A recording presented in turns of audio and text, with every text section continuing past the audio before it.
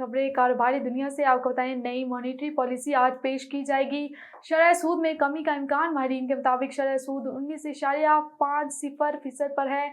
सरमायाकार शरह सूद में 2% की कमी की तवक्को कर रहे हैं। स्टेट बैंक की ज़राई पॉलिसी कमेटी आज मुआशी एदाद-ओ-शुमार का जायजा लेगी। अगस्त 2024 में महंगाई की शरह 34 माह की कम तरीन सतह तक आ गई।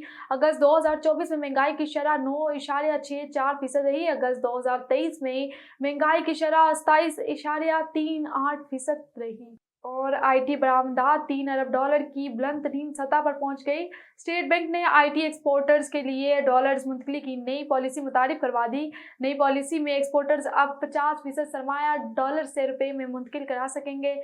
वज़ारत इंफॉर्मेशन टेक्नोलॉजी के मुताबिक रुपए की कदर में इस्तेहकाम भी एक्सपोर्टर्स के लिए हौसला अफजा साबित हुआ।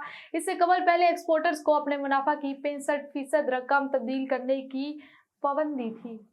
और चीन का पाकिस्तान के साथ तजारती मौक़े बढ़ाने का अज़म का इजहार। वफाकी वज़ीर तजारत जाम कमाल खान की चीनी नायब वज़ीर तजारत से मुलाकात हुई। मुलाकात में पाकिस्तान और चीन के दरमियान तजारती ताउन को फ़रोग़ देने पर इत्तफ़ाक़ किया गया। दोनों रहनुमाओं के दरमियान मुलाकात में चीन ने पाकिस्तान के साथ तजारती मौक़े बढ़ाने के अज़म का इजहार किया।